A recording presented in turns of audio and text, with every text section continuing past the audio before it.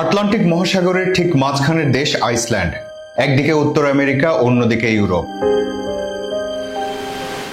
এটা আমার কাছে এক অদেখা পৃথিবী, যেন এক দৌড়ে বাংলাদেশ থেকে এখানে ছুটে এসেছি।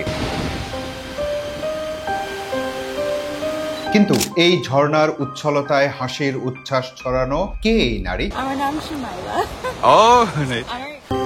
সে আবার দেখে বাংলায় কথা বলে। এই যে দিগন্ত বিস্তৃত মাঠ জুড়ে ঘোড়ার পাল, এই যে পাথুরে পাহাড়ে গুহার রহস্য, এই গুহার পথ না ভেতরে, এই পথ আমাকে কোথায় নিয়ে যাবে? হবে কি তার সাথে আর কোনো কথা? আরে চিপা চাপা ডানে বামে উত্তরে দক্ষিণে, আমরা কি এগুলো দেখবো? এগুলো দেখো না, এগুলো দেখার সময় নেই এখন। আমি জন্মেছিলাম এক বিষণ্ণ বর্ষায়, কিন্তু আমার প্রিয় ঋতু বসন্ত। আমি জন্মেছিলাম এক আষাঢ় সকালে, কিন্তু ভালোবাসি চৈত্রের বিকেল। I'm a traveling spirit, I've seen many shores, from the West Pacific to the island of এমনও হয় প্রকৃতি যেন একটা অবাস্তব পৃথিবীতে বিচরণ করছে। আমরা সোজা চলে যাচ্ছে একটা অপার্থিব জগতের ভেতর দিয়ে। লাফাচ্ছে 130 কিলোমিটার বেগে ছুটে যাচ্ছে গাড়ি। এই রাস্তায় কোনো প্রতিবন্ধকতা নেই, গতি নিয়ন্ত্রণের জন্য কোনো স্পিড ব্রেকার নেই। কতগুলো ঘোড়া, কতগুলো ঘোড়া, ঘোড়া ঘোড়া ঘোড়া ঘোড়া ঘোড়া। হুট করে কেউ রাস্তা পার হচ্ছে না, গাড়ির হর্ন নেই, একটু পর পর বাজার নেই, যেন আমরা রাস্তা দিয়ে হাওয়ায় ভেসে যাচ্ছি।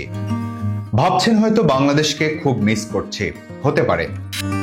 আসল কথা হলো এখানে তো মানুষেরই দেখা মেলে না। মানুষ না হয় কম থাকলো, আশেপাশে এত গবাদি পশুর বিচরণ দেখছি, সেগুলো দেখাশোনার জন্য একজন রাখাল বা কোনো মানুষকেও তো দেখছি না। আচ্ছা, এসব জায়গায় যারা বসবাস করে তারা কি নিঃসঙ্গ বোধ করে, নাকি অতি জনবহুল দেশ থেকে এসেছি জন্য আমার কাছে এমন মনে হচ্ছে?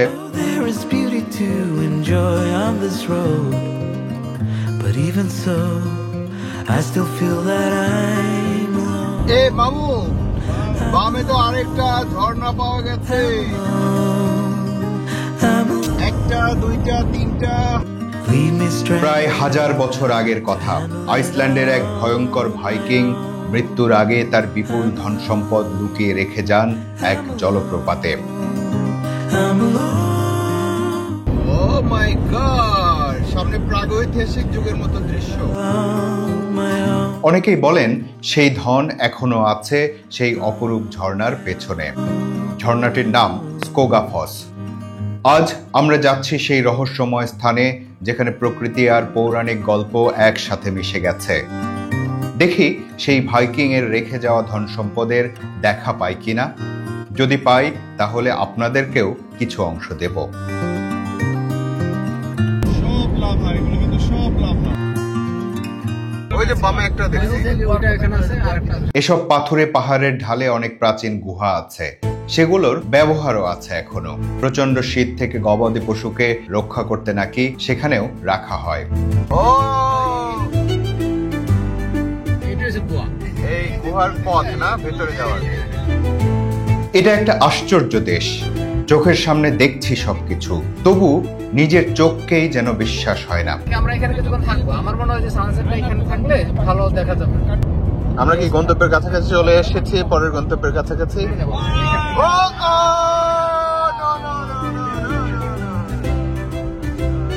তাই তো বলি, পানি আসলো কোথা থেকে, পানি আসলো কোথা থেকে?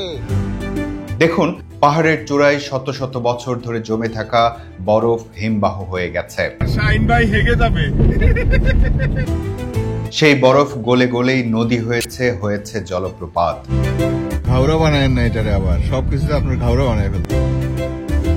Handle with care. ওরে মাবুন, এ আমরা কই আইলাম? আমরা চলে এসেছি আমাদের সেই গন্তব্যে। এটা দেখি মেলা পানি পড়ে। এটি 100% ন্যাচারাল। প্রকৃতির এমন রূপ দেখে যাদের স্বাদ মেটে না, তারা রাতেও এখানে থেকে যায়। রাতে এখানেই ঘুমাবে। আমরা একেবারে উপরিভাগে চলে যাব। আইসল্যান্ডের স্কোগাফস হচ্ছে দেশটির অন্যতম জনপ্রিয় ও নয়নাভিরাম জলপ্রপাত। এটি শুধু প্রাকৃতিক সৌন্দর্যের জন্য নয়, বরং একটি ঐতিহাসিক ও লোক কথায় হেরা স্থান হিসেবেও পরিচিত। দক্ষিণ আইসল্যান্ডের কোগার গ্রামে এই জলপ্রপাতের অবস্থান। এসব জায়গা আমরা প্রথম দেখি বলিউডের সিনেমার একটি জনপ্রিয় গানে। এটা তো ফেমাস, মানে মূলত আমাদের এশিয়ানদের কাছে হচ্ছে গেরুয়া ছবির গানের পরে এই মানে দিলওয়ালি ছবি আর গেরুয়া গানের শুটিং হওয়ার পরে এটা ফেমাস হয়ে গেল। তো বাংলাদেশ থেকে নর্মালি আইসল্যান্ডে তো ভিসা মানে স্যানজেন ভিসা পাওয়াটা খুব টাফ। সেই জন্য এখানকার, কারণ আমরা সুইজারল্যান্ড ঘুরেই তো কুল পাই না, সুইজারল্যান্ড আর ফ্রান্স, সেই জন্য এই জায়গাটায় আসে না। একে তো এক্সপেন্সিভ অনেক, প্লাস হচ্ছে মানুষজন জানে না যে আইসল্যান্ড এত সুন্দর। অনেকেরই মানে এটা আমার অনেক ধারণা নাই যে আইসল্যান্ড যে কতটা সুন্দর। এই জলপ্রপাতের উচ্চতা প্রায় 60 মিটার বা 197 ফুট, প্রস্থ 25 মিটার বা 82 ফুট। কোগা নদী থেকে এর সৃষ্টি। এই অবারিত পানির ধারা যখন নিচে পড়ে তখন বিশাল কুয়াশা বা বাষ্প তৈরি করে, যার ফলে রোদ উঠলে এখানে প্রায় দ্বৈত রংধনু দেখা যায়।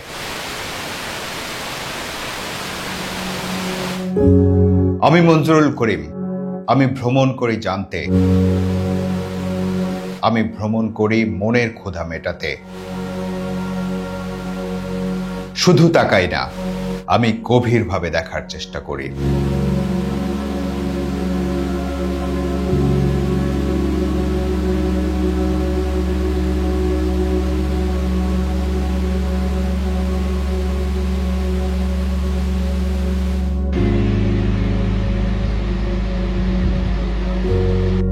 প্রায় 1000 বছর আগে আইসল্যান্ডে প্রথম বসতি গড়েছিল যে ভাইকিংরা, তাদের একজন ছিলেন প্রাসি।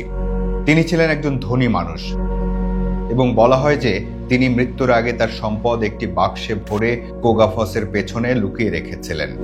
অনেক বছর পর স্থানীয়রা সেই বাক্স খুঁজে পায়, কিন্তু যখন তারা এটি টানতে চেষ্টা করে তখন কেবল হাতলের একটুখানি অংশই বাইরে আসে এবং বাকি বাক্সটি আবার হারিয়ে যায়। সত্য কি মিথ্যা জানি না, সেই হাতলটি নাকি এখন স্কোগার জাদুঘরে সংরক্ষিত আছে। এই গল্প অনেক পর্যটককে আকর্ষণ করে এবং স্কোগাফসকে ঘিরে এক রহস্যময় আবহ তৈরি করে।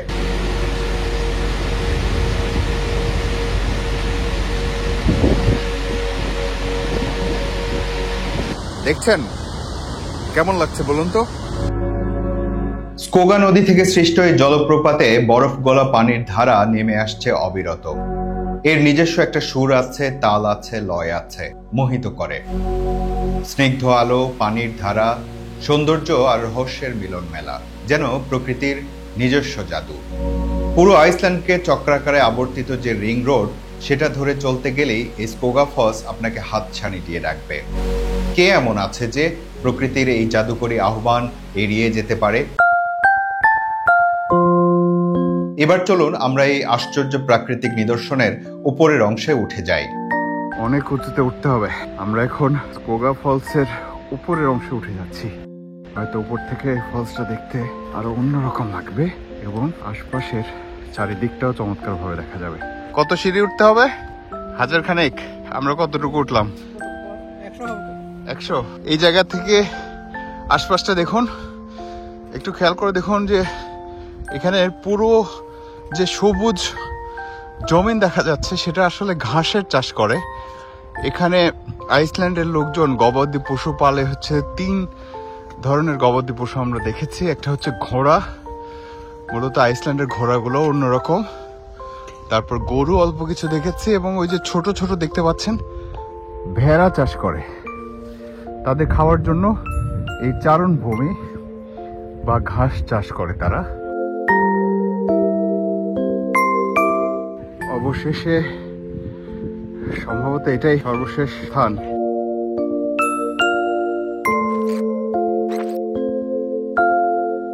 স্কোগাফসের একেবারে উপরে উঠে এসেছি আমরা। এখানে একটা রেলিং দেয়া বারান্দা আছে। এবার এই বারান্দাটা যদি আমার বাড়ির সাথে হতো তাহলে কেমন হতো বলুন তো? বিকেলবেলা করে আপনাদের এখানে বসে চা খাওয়ার জন্য আমন্ত্রণ জানাতাম।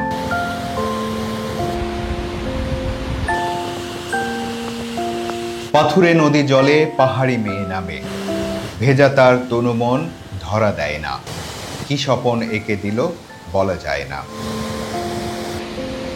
এই গানের সবকিছু মিলে যাচ্ছে, শুধু সমস্যা একটাই, পাহাড়ি মেয়ে কোথায় পাবো? পায়ের নিচে রংধনু, আহা প্রকৃতি কত বিস্ময় লুকিয়ে রাখে এর ভাঁজে ভাঁজে।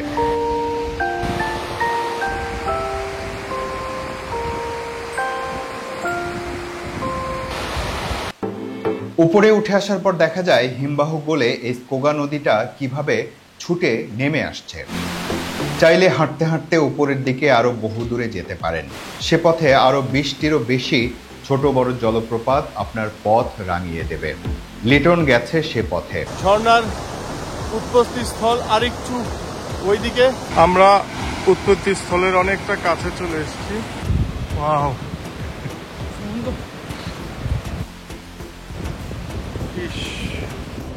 কত কিছু দেখার আছে।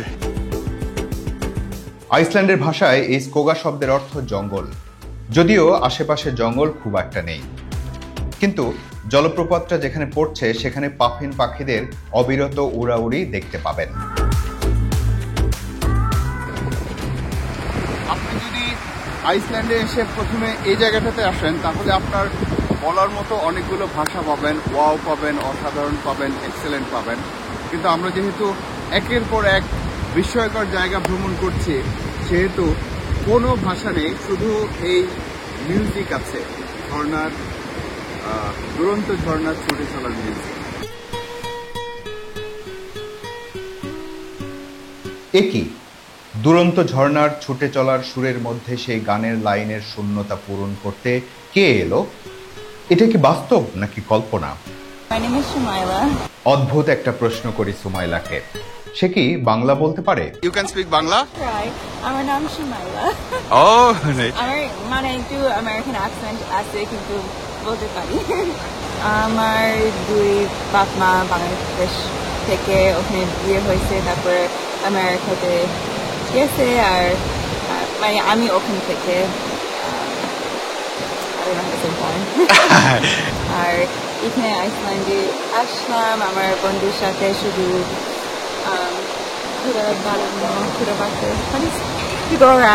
ঘোরাফেরা। এখন আমি চাকরি করি ফার্মাসিস্ট Okay. হাসপাতালে। She is from?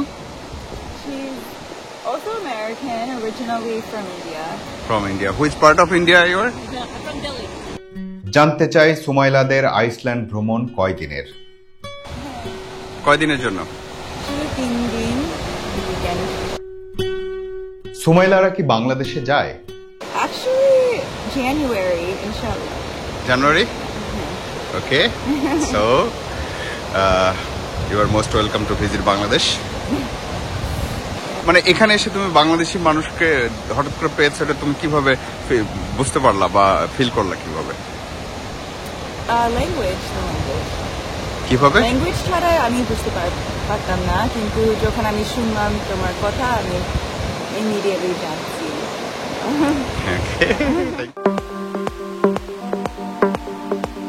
মন একেবারে শান্তি যেটাকে বলে, সেই শান্তিময় একটা জায়গা। ঠান্ডা বাতাস, পেছনে ঝর্ণার পানি ঝরে ঝরে পড়ছে।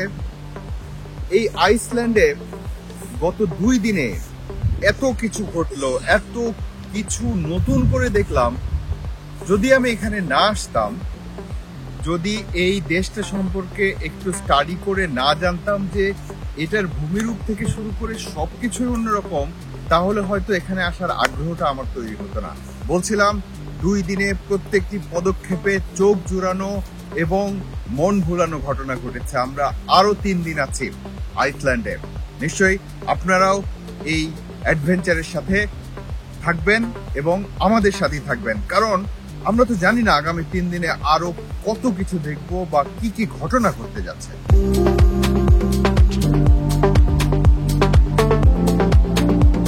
স্কোগা ফলস শুধু একটা প্রাকৃতিক সৌন্দর্য নয়, এটা ইতিহাস, কল্পনা আর বাস্তবতার মিশ্রণ। আপনি যদি প্রকৃতি আর ইতিহাস ভালোবাসেন তাহলেই সরাসরি না দেখেও স্কোগা ফলসের প্রাকৃতিক সৌন্দর্য আর রহস্য অনুভব করতে পারবেন। ফেসবুকে ফলো করুন, ইউটিউবে সাবস্ক্রাইব করুন। আমরা একসাথে উপভোগ করব এই রোমাঞ্চকর পৃথিবী।